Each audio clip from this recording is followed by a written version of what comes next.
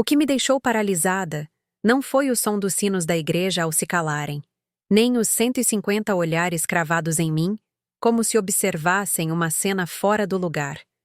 O verdadeiramente anormal foi a mão de minha filha Renata, estendida à frente da entrada, firme e gelada. Eu vestia um traje social, abraçava a caixa do presente que havia preparado durante muitas noites e fiquei parada em frente à porta da igreja como uma convidada sem nome. Renata se inclinou na minha direção e falou em voz baixa, mas com um corte suficiente para ferir a pele. Não há lugar para você no batizado. É melhor ir embora para não estragar a imagem. Pela porta aberta, vi a sogra de Renata sentada na primeira fila, bem debaixo da luz das velas. E eu, a pessoa que tinha pago absolutamente tudo, fui empurrada para fora como uma estranha. Ao me virar para ir embora, ouvi de raspão um grupo de homens de terno atrás de mim. Lembrem de filmar a hora que a velha for expulsa. Quanto mais barraco, mais views. Naquele instante eu entendi. Eles estavam fabricando status, usando a minha humilhação. Eu sou Juliana. Quase 70 anos sendo mãe, sendo sustento. E esse foi o momento em que compreendi que há feridas que não precisam de sangue. Apenas da pessoa certa, dizendo a frase exata. Antes de continuar, permita-me dizer com toda sinceridade: estou muito feliz que você esteja aqui. Se você está vendo este vídeo, deixe seu like, se inscreva no canal e me diga de onde você está escutando minha história nos comentários. De verdade, quero saber até onde as nossas histórias chegaram, porque o que aconteceu depois ninguém teria podido imaginar. Fiquei mais alguns segundos em frente à igreja. Não porque ainda esperasse que alguém me chamasse de volta, mas porque minhas pernas precisavam de tempo para entender o que acabara de acontecer. Depois, me virei e caminhei devagar, como faz alguém que já está acostumada a carregar peso a vida toda quando se afasta do lugar que um dia acreditou ser seu refúgio. Os sinos lá dentro soavam graves e constantes, como a respiração de um mundo em que já não havia espaço para mim. De volta para casa, não caí no choro. Nesta idade, as lágrimas já não brotam por impulso, brotam pela memória. E a memória me levou de volta àquela manhã. Antes que tudo se quebrasse como um pão tirado do forno antes do tempo, acordei quando o céu ainda não tinha mudado de cor. A casa estava tão silenciosa que eu podia ouvir claramente o tic-tac do relógio de parede, aquele som que depois da partida de seu Arthur costumava me fazer sentir sozinha, mas que naquela manhã, em compensação, me fez sentir viva. Tomei um banho com água morna, sequei o cabelo com cuidado e escolhi o vestido que havia passado na noite anterior. Em frente ao espelho, levei mais tempo do que o habitual para me arrumar, não para esconder a idade, mas para demonstrar respeito por mim mesma. O colar de pérolas que eu usava naquele dia foi um presente de seu Arthur pelo nosso 30º aniversário de casamento. Ele costumava dizer, meio de brincadeira, meio a sério: Juliana, você não precisa de joias para brilhar, mas se usá-las, que te lembrem quantos caminhos você já percorreu. Cada pérola tocando a pele do meu pescoço era como um lembrete suave. Eu não era alguém sobrando. Quando o sol apenas despontava, preparei uma xícara pequena de café. Bebi em pé, junto à janela, vendo como a rua conhecida da cidade de São Paulo ia despertando pouco a pouco. Os caminhões começavam a passar. Uma padaria próxima abria suas portas e o aroma do pão quente entrava pelo ar. Esse cheiro me acompanhou a vida toda, desde os dias em que eu carregava sacos de farinha e fermento, até quando consegui abrir a primeira padaria, depois a segunda, a terceira. Não nasci na abundância. Aprendi a me manter firme com minhas próprias mãos e com disciplina, sobretudo depois que seu Arthur morreu, deixando-me sozinha com uma filha pequena e um futuro inteiro que eu tinha que sustentar. Lembro com muita clareza quando Renata era criança. Cada vez que saía da escola, corria direto para a padaria e me abraçava pelas pernas com um cheiro de farinha grudado na roupa. Costumava dizer: "Mãe é casa." Eu sorria pensando que era coisa de criança. Nunca imaginei que muitos anos depois eu seria empurrada para fora da porta que eu havia construído. Para o batizado do meu neto, não economizei em nada. 150 convidados, um salão de festas chique, um jardim com fonte. Assinei cada documento, transferi cada pagamento. Não para ostentar, mas porque na minha cabeça era isso que uma avó fazia. As lembrancinhas para os convidados, os artigos religiosos do bebê. Revisei cada detalhe com cuidado. Renata dizia que eu era muito meticulosa. Eu só sorria. Já estava acostumada a prever tudo para que os outros estivessem tranquilos. Houve momentos em que me perguntei se não teria dado demais. Quando Renata e o marido se queixaram de que não tinham dinheiro, não hesitei. Eu me encarrego, eu disse. Repeti essa frase tantas vezes na vida que se tornou um reflexo. Esqueci algo importante. Quando tudo é resolvido de antemão, é muito fácil esquecer quem está por trás. Naquela manhã, antes de sair de casa, revisei o celular. Uma mensagem de Renata enviada na noite anterior. Mãe, chegue cedo. Hoje temos convidados importantes. Li a palavra importantes várias vezes, sem saber por que senti um leve incômodo no peito, mas deixei passar. Não queria desconfiar da minha filha em um dia que devia ser feliz. Dentro do táxi, a cidade deslizava atrás do vidro. Pensei em seu Arthur, nas vezes em que ficava atrás de mim na padaria, ajudando em silêncio, sem falar muito. Pensei em Renata, na menina que dormia sobre os sacos de farinha, na mão pequena que apertava a minha com medo de se perder entre as pessoas do mercado.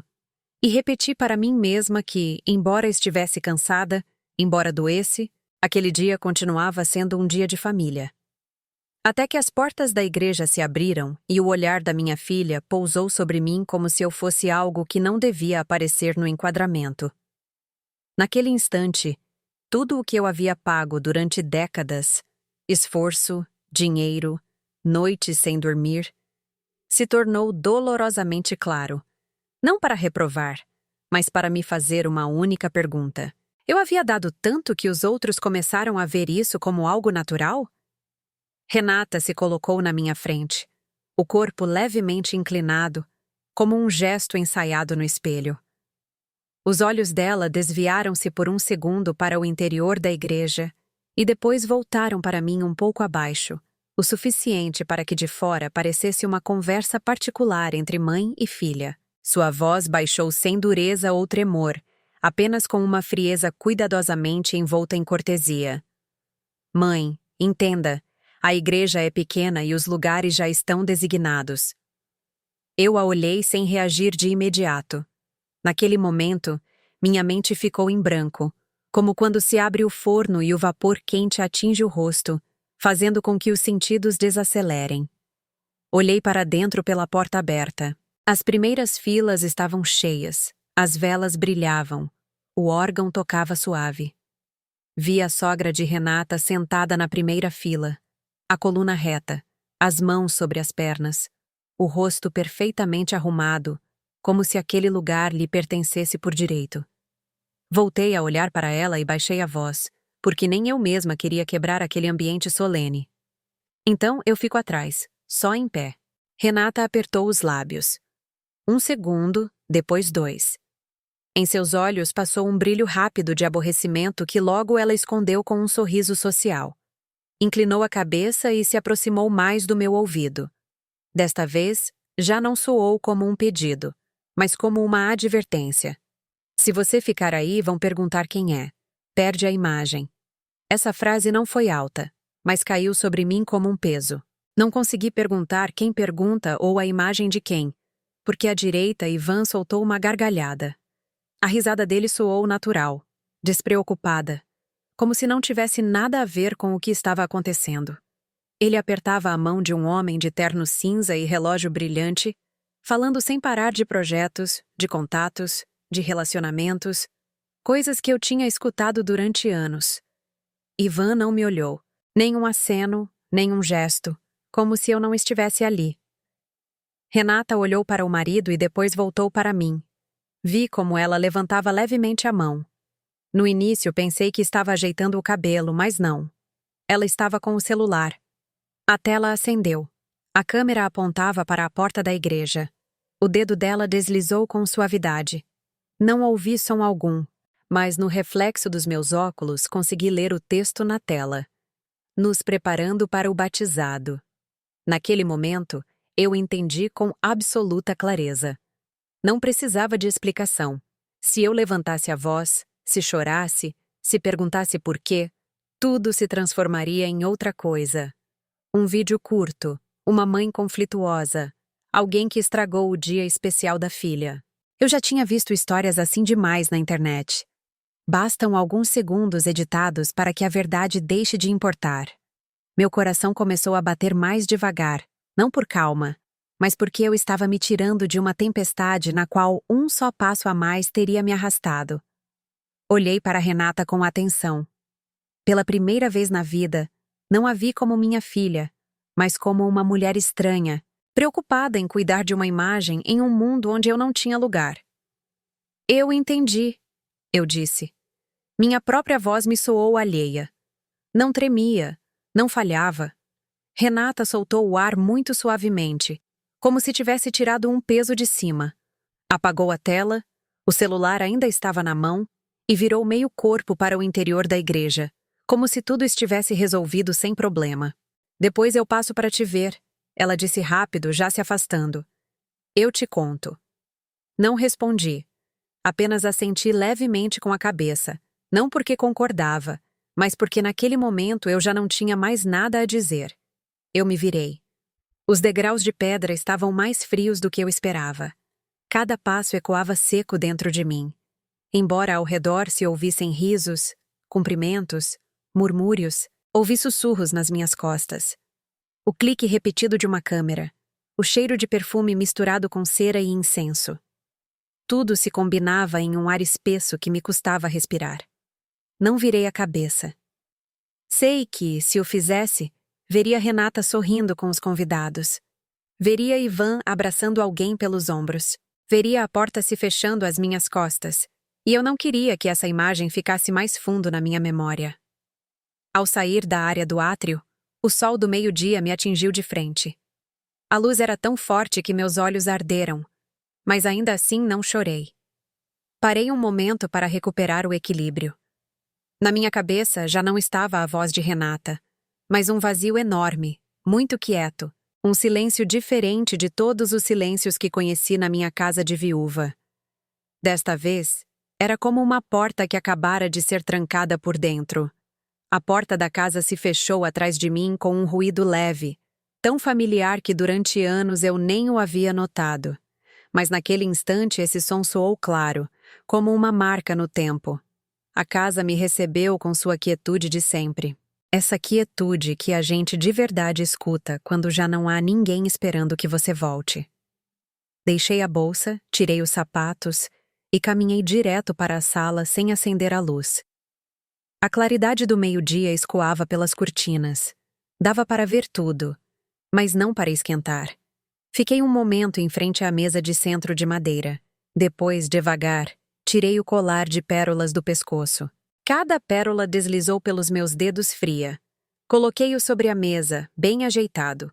Como sempre, organizei cada coisa na minha vida. Quando o colar deixou de tocar minha pele, senti o pescoço mais leve. Mas não foi alívio. Foi a sensação de quem tira algo que carregou por tempo demais para poder fazer outra coisa mais difícil. Eu me sentei. O encosto era um pouco duro. Encostei-me e fechei os olhos por uns segundos. Apenas uns segundos. Sabia que se me desse mais um minuto, a emoção me transbordaria como água rompendo um dique. Não permiti. Pelo menos não naquele momento. Abri os olhos e olhei ao redor. Tudo estava no seu lugar. Eu estava acostumada a viver assim, organizado, claro, sem nada sobrando, costume de gente de trabalho. Levantei-me e caminhei em direção à escrivaninha no canto da sala. Ali continuavam o caderno velho de couro preto, a caneta tinteiro e o telefone fixo que muitos me diziam para jogar fora. Nunca o joguei. Há números que não se devem guardar no celular. Eu me sentei, Puxei a cadeira para perto da escrivaninha. Não caiu uma lágrima sequer. Em seu lugar, os números começaram a aparecer na minha cabeça. Claros, frios. A que horas começava o serviço no salão de festas? Eu lembrava perfeitamente. Às 14 horas. A banda tocaria a primeira música quando os convidados estivessem acomodados. Primeiro sairiam os petiscos, depois o prato principal. O último pagamento seria cobrado justo antes do prato principal, tal como dizia o contrato. Eu o tinha lido. Eu sempre leio tudo. Pensei nesse último pagamento e a cifra se apresentou para mim com a nitidez de uma tela bancária. Lembrei o que assinei, o que prometi. Lembrei onde estava em pé quando assinei. Lembrei a frase do encarregado do salão. Basta que a senhora confirme, tudo sairá perfeito. Perfeito. Para quem? Essa pergunta cruzou minha mente por um segundo e se foi. Já não precisava de resposta. Peguei o celular e abri o aplicativo do banco. Meu dedo ficou parado sobre a tela. Não apertei de imediato. Faltava-me um dado. Quem podia autorizar? Quem tinha de verdade o poder de deixar que aquele dinheiro seguisse seu caminho? Apertei os lábios e assenti levemente. Para mim. A resposta era muito clara. Deixei o celular sobre a mesa e peguei o caderno de couro. Abri-o e fui para a página da letra C. Camacho. Eu o chamava assim havia 30 anos, embora ele muitas vezes me pedisse para chamá-lo pelo nome para que se sentisse mais próximo. Eu não. Nos negócios, sempre mantive uma distância justa, uma distância que evita que as coisas se misturem.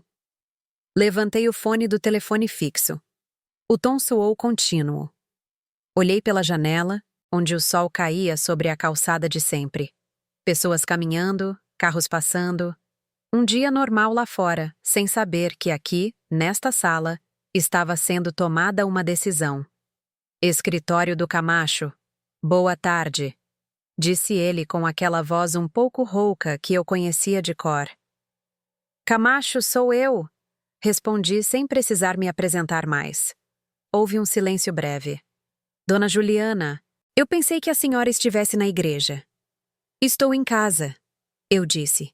Minha voz saiu uniforme, sem emoção. E preciso que faça algo neste momento.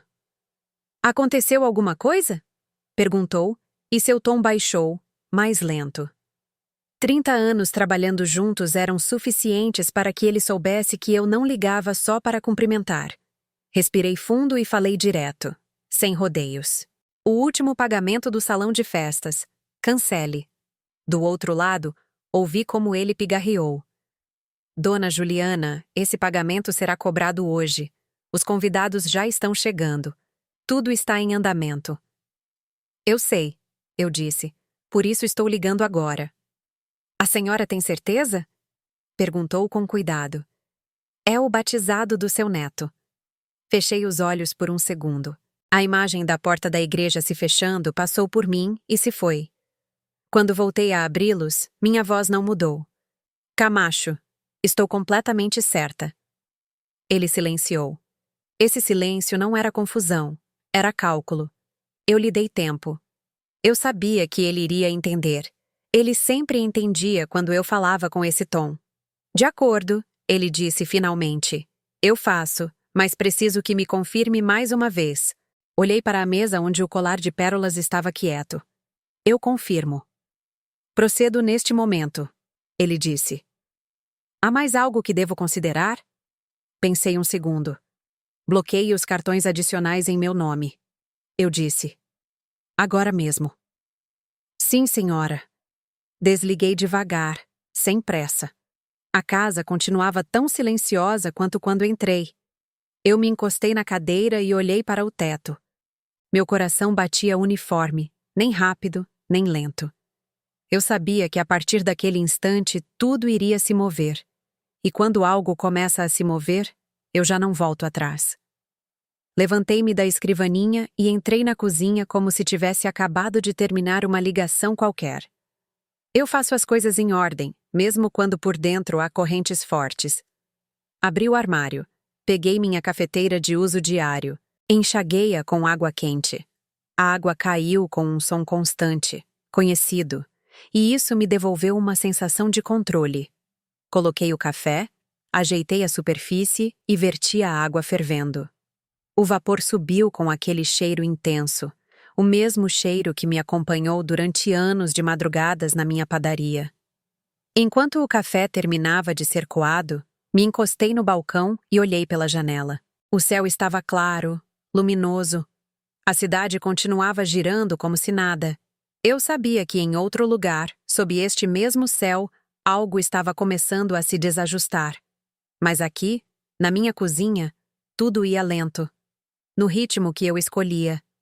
Meu celular vibrou sobre a mesa. Olhei, mas não o peguei de imediato. Camacho estava trabalhando. Eu o imaginei em frente ao computador, abrindo as janelas da operação, digitando senhas, confirmando passo a passo. 30 anos eram suficientes para confiar que não lhe escaparia um detalhe. Ele era cuidadoso como eu, e ele sabia que quando eu dizia agora, era sem margem. O café ficou pronto. Servi em uma xícara, pus um pouco de leite e mexi. A colherzinha bateu suavemente contra a cerâmica. Levei a xícara para a sala e me sentei no meu sofá de sempre. Sobre a mesa, o colar continuava ali. Não o coloquei de novo. Ainda não. Na outra parte da cidade, eu não via, mas podia imaginar com clareza. Os convidados começavam a chegar ao salão de festas. Roupas elegantes, sapatos brilhantes, abraços, cumprimentos, risos, a música de fundo, os garçons alinhados esperando o sinal, o gerente checando o relógio. Já era a hora, mas o sinal não chegava. O vinho não era servido. As bandejas de comida continuavam paradas na cozinha. Os empregados se olhavam. O gerente revisava a confirmação de pagamento e fazia ligações que não completavam. Caminhava rápido em direção à mesa principal, onde Renata e Ivan estavam parados, sorrindo, com uma taça vazia na mão. Eu tomei um gole do café. O amargo ficou na língua e depois se suavizou. Não sentia alegria nem tristeza, apenas uma certeza limpa. Tudo estava acontecendo tal como eu havia calculado. O celular vibrou outra vez. Desta vez eu o peguei. Era uma mensagem de Camacho. Pagamento cancelado. Cartões adicionais bloqueados. O organizador do evento foi notificado. O salão foi informado. Se desejarem cobrar, que cobrem do anfitrião do evento. Li devagar, linha por linha. Depois, coloquei o celular virado para baixo sobre a mesa. Não era preciso responder. Camacho sabia que eu tinha recebido o aviso. Olhei o relógio. O tempo passava mais lento do que eu imaginava. Talvez porque eu estava prestando atenção em cada minuto. Pensei na cara de Renata quando o gerente se aproximasse. Pensei em Ivan, que sempre acreditou que tudo se resolve com uma ligação, com uma promessa ou, no pior dos casos, com o meu dinheiro. Não pensei no pânico. Pensei no momento exato em que entenderiam que já não estavam no centro. Meu telefone vibrou pela terceira vez. Desta vez, era uma notificação do grupo da família. Abri. Apareceu uma foto. Renata e Ivan estavam no meio do salão, levantando suas taças, sorrindo radiantes. As luzes atrás deles brilhavam. Abaixo da foto estava a frase: "Obrigada por tudo, família." Fiquei olhando essa foto mais tempo do que pensei. Não porque fosse bonita, mas porque o contraste entre a imagem e a realidade me gelou. Naquele instante, eles ainda acreditavam que tudo estava bem, que era só uma falha pequena, que eu, como tantas outras vezes, apareceria para remendar os buracos para que o quadro perfeito não se rompesse. Não respondi, não dei like, não escrevi nada, apenas apaguei a tela do celular. O silêncio voltou ao quarto. Ouvi claramente o tic-tac do relógio. Lá fora, em algum lugar, com certeza já havia murmúrios. Perguntas em voz baixa. O gerente do salão com a conta na mão. A voz cada vez mais baixa, mas mais cortante. Os garçons esperando com o olhar inquieto, taças vazias sobre as mesas, refletindo as luzes sem uma gota de vinho. Fechei os olhos uns segundos, não para fugir, mas para gravar em mim essa sensação. A sensação de alguém que parou e já não corre no ritmo dos outros. Quando abri os olhos, a luz do quarto não havia mudado. Tudo continuava ali. Mas eu sabia que a partir daquele momento, outras portas iriam começar a se abrir, sem música, sem luzes, apenas com a verdade entrando. De repente, soaram batidas na porta. Insistentes, urgentes, tão fortes que por um instante senti que a madeira ia saltar das dobradiças. Não era a batida de quem vem visitar, mas a de quem exige. Levantei-me do sofá, ajeitei a blusa e só então caminhei devagar em direção ao corredor. Cada batida me impulsionava às têmporas, mas eu não acelerei. Eu já estava acostumada a não deixar que o ritmo dos outros mandasse nos meus passos. Quando abri, Renata quase veio para cima de mim. Ela estava com os olhos vermelhos, o rímel borrado logo abaixo das pálpebras. Respirava ofegante. Ela me abraçou rapidíssimo, como um reflexo antigo, e logo se soltou, como se lembrasse que estava zangada. A voz dela tremeu. Mãe, o que aconteceu hoje foi um mal-entendido. Eu não sei por que ficou tudo assim. Ela não conseguiu terminar quando Ivan entrou atrás dela, sem cumprimentar, sem olhar a casa. Os olhos dele percorreram a sala, a mesa de madeira, o colar de pérolas em cima, como se estivesse revistando um bem conhecido. A porta se fechou às costas deles, e de repente, minha casa pareceu menor. Juliana, disse Ivan, tentando soar tranquilo, mas já com a ponta afiada. A senhora precisa transferir o dinheiro agora. O salão está pressionando. A senhora prometeu. Renata olhou para o marido e depois para mim. As lágrimas começaram a cair. Mãe, estão dizendo que vão fazer um escândalo. Eu estou morrendo de vergonha. Todos me veem como se eu fosse uma aproveitadora. Em questão de segundos, ela passou do tom de vítima para o tom de ameaça. Eu reconheci isso, como se o tivesse visto a vida toda. Eu tinha visto muitas vezes cada vez que Renata não conseguia o que queria. Você não pode me fazer isso. Ela continuou com a voz mais alta. Sou sua filha. Você está me castigando na frente de tanta gente. Ivan avançou um passo e me cobriu metade do corpo. Este não é momento para sentimentalismos. É responsabilidade. A senhora assinou. A senhora responde. Eu olhei para os dois com calma, fixamente. Não vi arrependimento, apenas o pânico de quem acabara de perder o salva-vidas de sempre. Não os convidei a se sentar. Fui em direção à mesa. Peguei o envelope que já estava pronto. O papel lá dentro era grosso, rígido, pesava. Coloquei-o sobre a mesa entre nós, como quem coloca algo que não precisa de apresentação. Renata parou de chorar, olhando o envelope com desconfiança. O que é isso, mãe? Papéis, eu disse. As coisas que você e Ivan estão usando. Ivan franziu a testa, se aproximou, abriu o envelope com brusquidão. As folhas saíram. Ele pegou a primeira e leu rápido. O rosto dele mudou de imediato, de fastio para desconcerto e depois para raiva. Isto é, os documentos da casa onde moram. Eu o interrompi. Está no meu nome. É um contrato de comodato, não é uma cessão. Renata balançou a cabeça. Não pode ser. Essa casa é nossa. Até hoje eu só a emprestei, respondi. Eu nunca disse que era sua. Ivan virou outra folha. A mão dele tremeu um pouco. E isso? A SUV, eu disse. Está no meu nome. O seguro, os impostos, tudo sai da minha conta. O ar ficou espesso. Renata tapou a boca com os olhos abertos. Mãe, o que você está fazendo? Ivan atirou o pacote de folhas sobre a mesa. Está brincando conosco? Este é o momento de tirar papéis para ameaçar. Eu o olhei direto nos olhos. Não, estou relembrando os limites. Peguei a última folha. E aqui está o contrato do imóvel onde fica o escritório de Ivan. Também é emprestado, sem aluguel, sem prazo, porque eu confiei. Ivan soltou uma risada seca. Se aproximou mais de mim. Já havia apenas a distância de um braço. Chegou o perfume forte dele, enjoativo. A senhora acha que com uns papéis pode nos botar na rua? Renata se sobressaltou e levantou o celular. Vi a tela acesa. Ela ia gravar. Eu levantei a mão.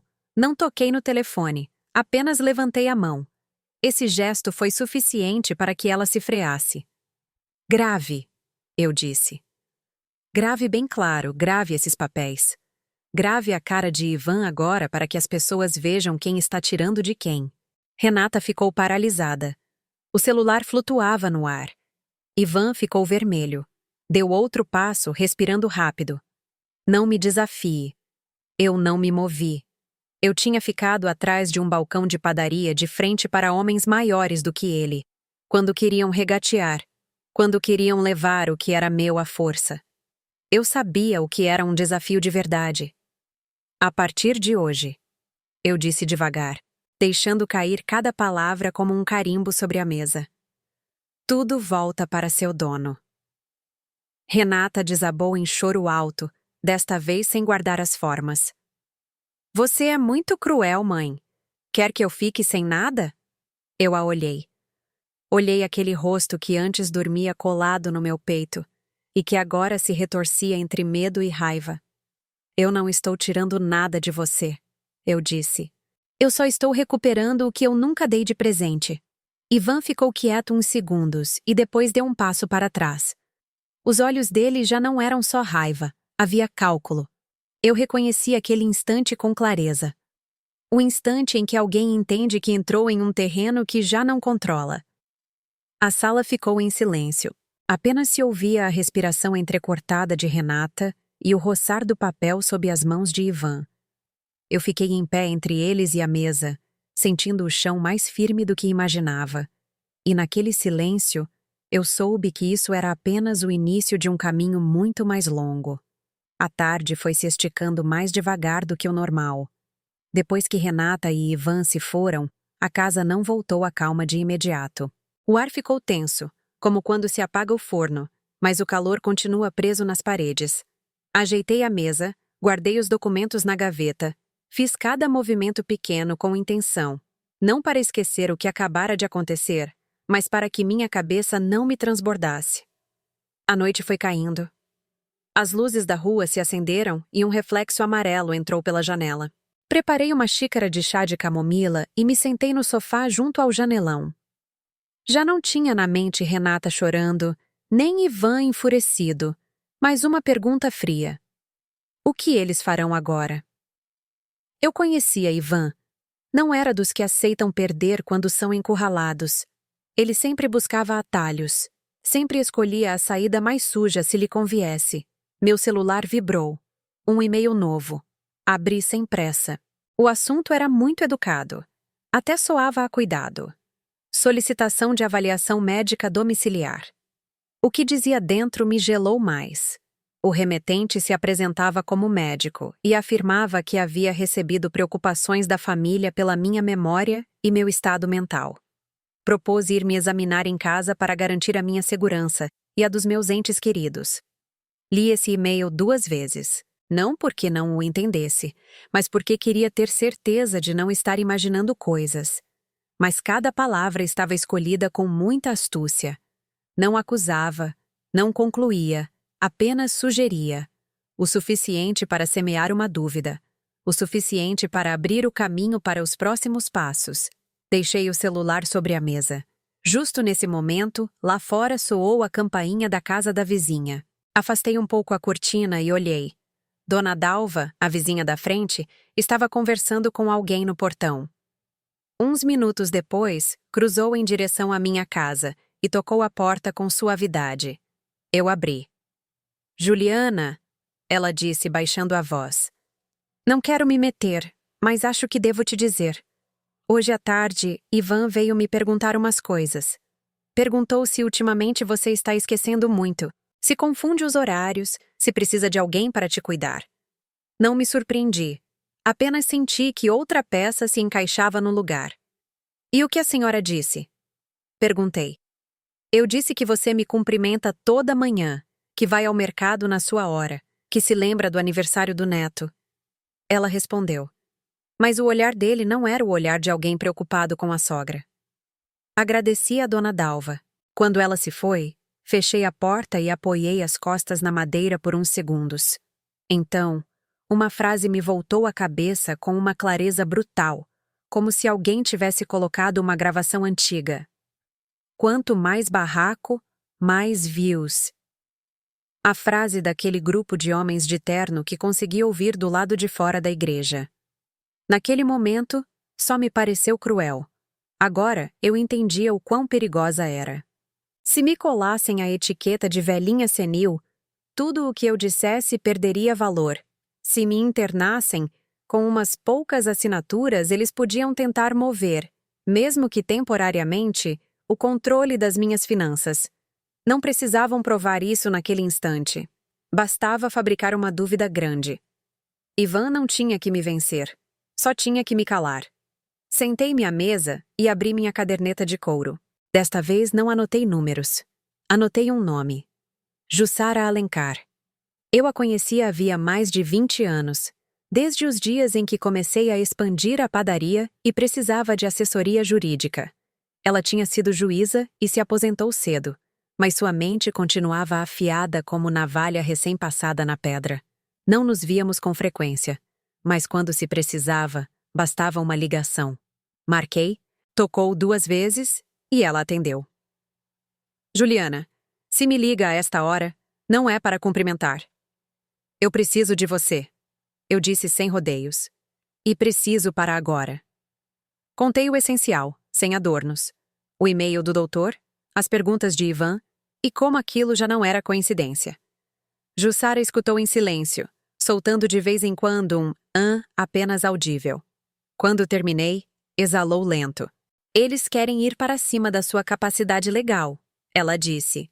É uma jogada velha, mas funciona se a gente não se prepara. Então, o que eu faço? Perguntei. Tome a iniciativa. Ela respondeu sem hesitar. Amanhã vamos fazer uma avaliação voluntária das suas faculdades. Eu vou te levar a um psiquiatra independente de prestígio, tudo formal, tudo sério. Depois, protocolamos em cartório. Com esse documento na mão, qualquer um que disser que você está mal se mete em um problema. Assenti, embora ela não pudesse me ver. E se vierem à casa? A voz de Jussara ficou mais grave. Não abra. Grave. Deixe registro de tudo. Não discuta, não explique. A lei não precisa que você levante a voz, precisa de provas. Fechei os olhos por um segundo e estranhamente não senti medo. Senti algo conhecido. O pulso dos anos iniciais do negócio. Quando um sócio tentava jogar sujo, quando um contrato cheirava a armadilha. Não era agradável, mas acendia a minha mente. Juliana? Jussara acrescentou. Eles não vão parar tão cedo. Se já escolheram este caminho, é porque estão apavorados de perder o controle. Eu sei, respondi, mas desta vez não vou permitir que me coloquem na defensiva. Desliguei e deixei o telefone na mesa. Lá fora, a noite já estava completa. Levantei-me, dei uma volta pela casa, revisei portas, revisei trancas. Cada clique do ferrolho soou nítido. Não era o som do medo. Era o som de estar pronta. Quando voltei para a sala, vi o colar de pérolas sobre a mesa. Eu o peguei. Não o coloquei. Apenas o apertei na mão. As pérolas estavam frias, firmes. Eu soube que, a partir dali, isso já não era apenas uma briga familiar. Era uma encenação. E se eu não escrevesse a minha parte primeiro, alguém mais a escreveria por mim. O ruído de um motor foi ouvido em frente ao meu portão quando já era noite avançada. Não era o carro de um vizinho. Era um som pesado, lento, como se quisesse anunciar sua presença. Fiquei na sala, apaguei algumas luzes e olhei pela fresta da cortina. Uma luz branca azulada se refletiu na parede da frente. Uma ambulância particular estacionou bem na frente da minha casa. Sem sirene, sem giroflex ligado, mas o suficiente para que meu peito se fechasse. Não consegui nem me mover quando começaram as batidas. Não eram toques, eram batidas fortes, insistentes, como se quem estivesse lá fora tivesse certeza de que eu tinha que abrir. Uma voz de homem soou tentando manter a calma, mas urgente. Dona Juliana, viemos do serviço médico. há um relatório de emergência. Abra a porta, por favor. Dei um passo para trás, apertando o telefone. A câmera já estava ligada. Não respondi. As batidas ficaram mais fortes, e então ouvi a voz de Ivan, já sem fingir cortesia. Abra, Juliana. Não dificulte as coisas. O coração me batia tão forte que meus ouvidos zumbiam. Fui em direção ao corredor, tal como Jussara havia me dito. Na tela do telefone, vi claramente Ivan junto a um homem de jaleco branco e atrás. Outras 2 pessoas com uniforme médico, todos com uma pressa ensaiada. O doutor se aproximou da campainha com câmera e falou com voz baixa, lenta. Só precisamos examiná-la rápido. Sua família está muito preocupada. Há sinais de um problema cognitivo. Isso é para o seu bem. Engoli em seco. Não abri. Ouviu-se um metal batendo contra a madeira. A porta começou a ceder. O rangido entrou no corredor como um grito. Dei outro passo para trás com as costas geladas. Naquele instante entendi. Eles não vinham pedir permissão. A porta se abriu de repente. Ivan entrou primeiro com os olhos vermelhos, a mandíbula apertada. Os 2 paramédicos entraram atrás com movimentos rápidos, exatos. O doutor apontou para mim. Ela já está alterada. É preciso contê-la. Levantei o telefone mais alto. Minha voz tremia, mas saiu clara. Estou gravando. Quem são vocês? Não tenho o direito de entrar aqui. Ninguém respondeu. Um veio para cima de mim e segurou meu pulso. A mão dele estava fria e forte. Tentei me soltar, mas não consegui. O outro abriu uma bolsa e tirou um instrumento médico. O metal brilhou sob a luz do corredor por 1 segundo. Tudo se esticou como se o tempo virasse elástico. Ouvi minha própria respiração pesada, entrecortada. Ivan se aproximou. O rosto dele ficou a centímetros do meu. Chegou o perfume dele. Aquele cheiro que tantas vezes esteve na minha casa como se fosse dono do ar. Agora me revolvia o estômago. Ivan falou devagar, com cada palavra como um prego. A senhora só vai dormir um pouquinho e depois tudo vai ser da família. Eu não chorei, eu não gritei, apenas o olhei fixo, concentrando-me para que a mão que segurava o telefone não tremesse tanto a ponto de soltá-lo. O homem que me segurava apertou mais. O instrumento se aproximou. Nesse momento, não pensei em dinheiro nem em documentos. Pensei em uma única coisa claríssima. Se eu dormisse, iriam me tirar a voz. E então, no meio dessa violência contida, um som cortou o ar como um facão. A sirene de uma viatura. Não foi um só som, foram 2. E depois muitos mais, ecoando na rua estreita em frente à minha casa. As luzes vermelhas e azuis varreram a janela, a parede, os rostos que ficaram congelados.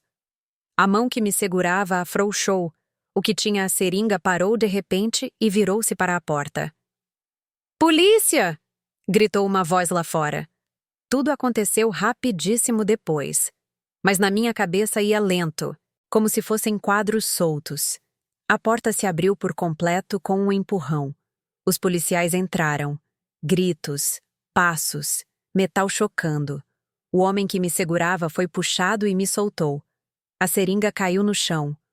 Rolou um trecho curto e parou bem debaixo dos meus pés. Ivan recuou, pálido como cera.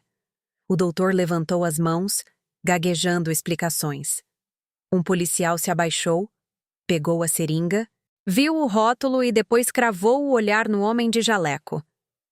Esse olhar foi tão frio que eu soube que isso não ia ficar por isso mesmo. O senhor tem registro no conselho? Perguntou o policial. O homem ficou calado. Outro policial disse algo baixo ao rádio. Consegui ouvir palavras soltas. Antecedentes, papéis falsos. Já o pegamos. Me tiraram do corredor e me sentaram em uma cadeira. Minhas mãos tremiam sem controle. Todo o meu corpo tremia, das pontas dos dedos aos joelhos. Uma policial colocou uma jaqueta sobre meus ombros e me disse algo muito suave. Não conseguia entender. Meus ouvidos zumbiam. Ivan foi detido. Colocaram as algemas nele. Ele se virou para me ver. Já não tinha aquela agressividade nos olhos, só lhe restava um vazio estranho. Eu o olhei de volta e, naquele instante, não senti vitória. Senti uma verdade arrancada à luz, nua e feia. Baixei a vista e peguei meu telefone. A tela continuava acesa. O vídeo continuava gravando. O que vi foi eu mesma, o cabelo bagunçado, a cara pálida, os olhos arregalados. Eu parei a gravação. Meu dedo tremia, mas dentro desse tremor havia algo claro, firme, quase estranho. Eu tinha sobrevivido, e os que queriam me converter em silêncio tinham se mostrado exatamente como eram. Na delegacia, o tempo se movia com outro ritmo. Ninguém corria, mas ninguém descansava de verdade. O cheiro de café frio, de papéis velhos e do metal das grades se misturava no ar e me secava a garganta. Eu me sentei ereta em uma cadeira de plástico dura, com as mãos bem postas sobre as pernas, tentando manter a respiração uniforme. Meu corpo continuava com o abalo do susto, mas minha mente estava estranhamente desperta, como se o ocorrido há pouco tivesse me impulsionado a outro estado. A porta se abriu de repente. Renata entrou carregando o bebê agarrado ao peito. A criança chorava. Um choro fininho, entrecortado, como se sentisse o peso do ambiente. Renata já não era a da manhã na igreja. Não vestia roupa bonita nem maquiagem impecável. Estava com os olhos inchados, o cabelo amarrado às pressas. No primeiro segundo, meu peito se apertou. O instinto de mãe saltou sobre mim tão rápido que me deu vertigem. Mãe! Me chamou Renata com a voz embargada, como se dizer essa palavra bastasse para que tudo voltasse a ser como antes. Ela se sentou na minha frente, colocou o bebê no colo e o ninar com mãos trêmulas. Mãe, por favor, retire a queixa. Pela família, pelo menino. Abaixou a cabeça e as lágrimas caíram sobre a roupinha do bebê. Isso já foi longe demais, Ivan. Ele errou, mas é meu marido. É o pai do meu filho. Se ele for para a cadeia, minha vida acaba. Eu olhei para o meu neto. Seus olhinhos vermelhos de chorar me olhavam sem entender nada. Senti uma dor surda que me desceu do peito ao estômago, conhecida como quando a gente morde os dentes para se levantar depois de uma queda. Mas desta vez não me abaixei para abraçar essa dor. Eu a deixei ali quieta como parte da verdade. E você acha que eu nunca fiz coisas pela família? Perguntei com a voz baixa, sem gritar, mas clara. Renata levantou o rosto, os lábios tremeram. Eu segui a vida toda. Eu vivi pela família. Mas você está me pedindo para entregar a última coisa que me resta. O direito de estar segura e de ser respeitada. Renata balançou a cabeça uma e outra vez, como querendo apagar minhas palavras. Não é isso. Eu só tenho medo. Você não entende. Ivan deve muito. Se isso se tornar público, não vão nos deixar em paz. Eu a olhei fixamente. Os olhos dela vacilaram e então, como um reflexo, ela soltou. A dívida de apostas dele não é pouca. A frase caiu na sala como algo pesado. Vi Jussara, minha advogada, sentada ao meu lado. Ela inclinou a cabeça levemente. Sua caneta tinteiro parou por um instante exato e depois escreveu rápido. Renata se deu conta do que acabara de dizer e tapou a boca.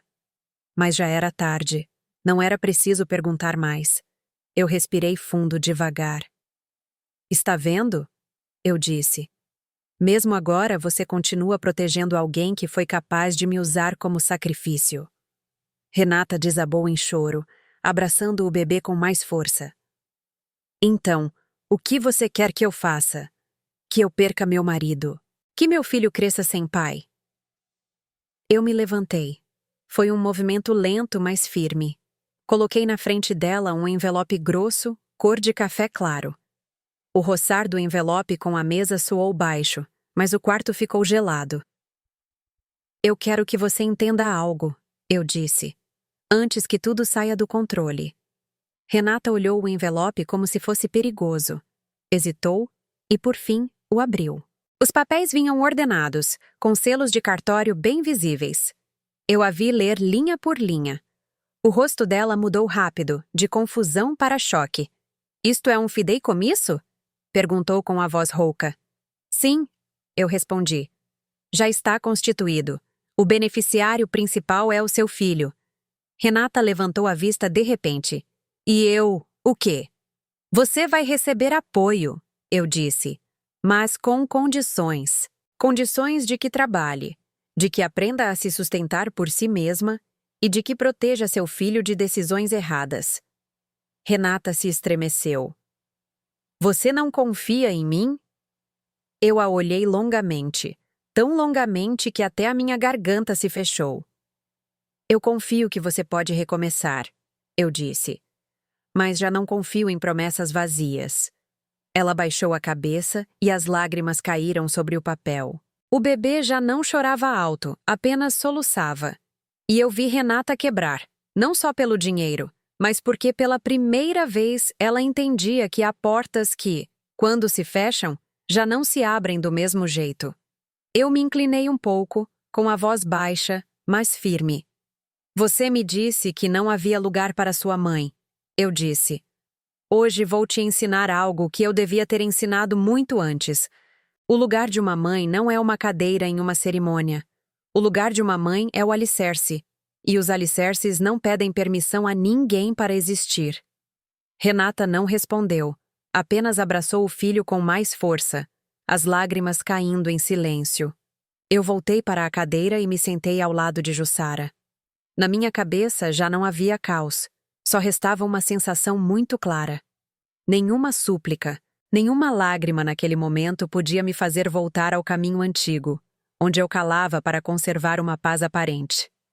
Os dias que se seguiram não foram barulhentos, como muitos imaginam quando termina um fato grave. Não houve aplausos nem sensação de triunfo. Foi uma cadeia de consequências silenciosas, mas firmes, como engrenagens bem colocadas que já não podem girar para trás. Ivan ficou detido para a investigação. O ocorrido na minha casa deixou de ser um assunto familiar que pudesse ser suavizado com desculpas. Invasão de domicílio, falsa identidade de profissional médico, conspiração para submeter outra pessoa. Cada acusação foi lida com a voz uniforme do funcionário legal, tão fria quanto a verdade mesma. Eu não fui ao fórum todos os dias, mas cada vez que Jussara me atualizava, eu escutava em silêncio. Não por compaixão por Ivan, mas porque estava aprendendo a não deixar que a emoção ditasse a justiça. Renata foi diferente. Já não tinha onde se esconder atrás de fotos bonitas nem de frases polidas nas redes. Teve que enfrentar a vida real, onde a ninguém importam as views nem os emojis. Eu lhe disse que se quisesse ficar na minha casa com seu filho, teria que trabalhar. Não trabalhar por cumprir, mas trabalhar de verdade.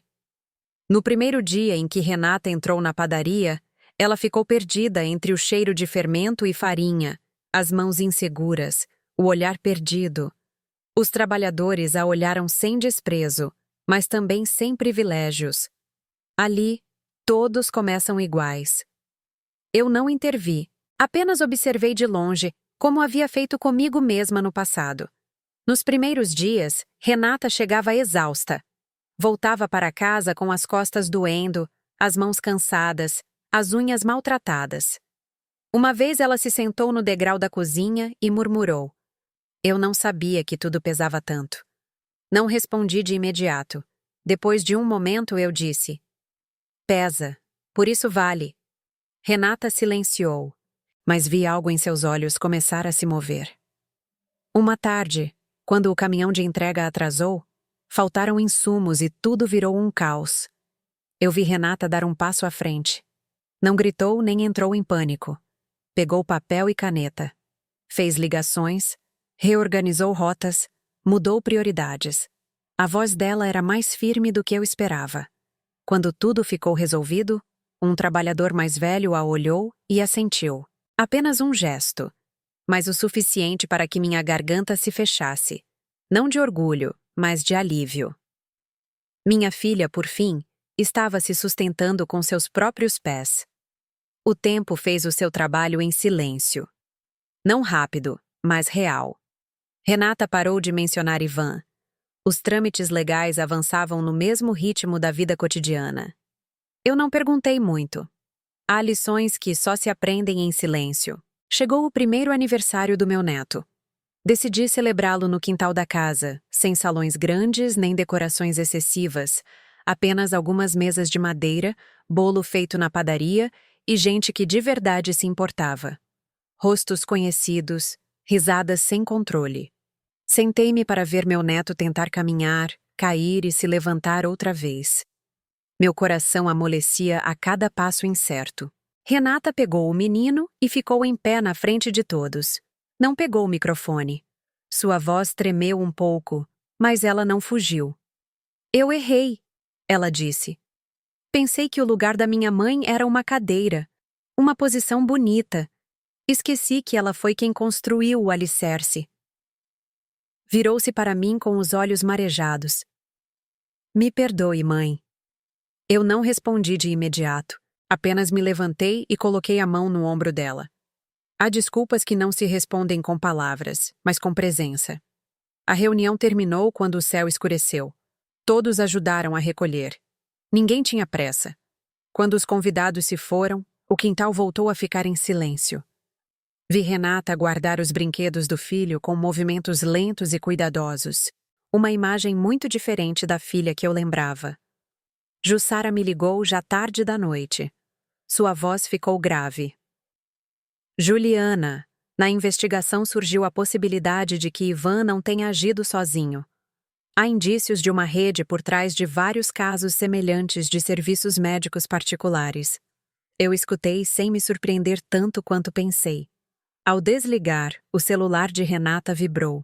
Ela olhou a tela e empalideceu. É uma mensagem estranha, ela disse em voz baixa. Eu não perguntei o conteúdo, apenas vi como ela apertava o telefone com força. Terminamos de recolher, apagamos as luzes do quintal e entramos juntas na casa. Ninguém falou. Nossos passos soaram suaves sobre o piso. Senti regressar aquela sensação conhecida de alerta, muito leve, mas clara. Foi ao chegar em casa com Renata ao meu lado, quando vi a porta do quintal traseiro aberta de par em par. Enquanto ficava ali, olhando a porta aberta na escuridão, entendi algo. Há histórias que não terminam quando passa a crise, mas que aquietam para nos dar tempo de olharmos para nós mesmos. Não conto isso para reprovar, mas para lembrar que a dignidade, o laço familiar e a lucidez devem ser cuidados sempre, sobretudo quando já passamos mais da metade do caminho. Obrigada por escutar minha história. Se tocou seu coração, deixe seu like, se inscreva e me diga. Se você estivesse no meu lugar, o que faria? Talvez as palavras que você deixe hoje possam dar calor a alguém que precisa de esperança. E se quiser, me diga, de onde você está escutando esta história?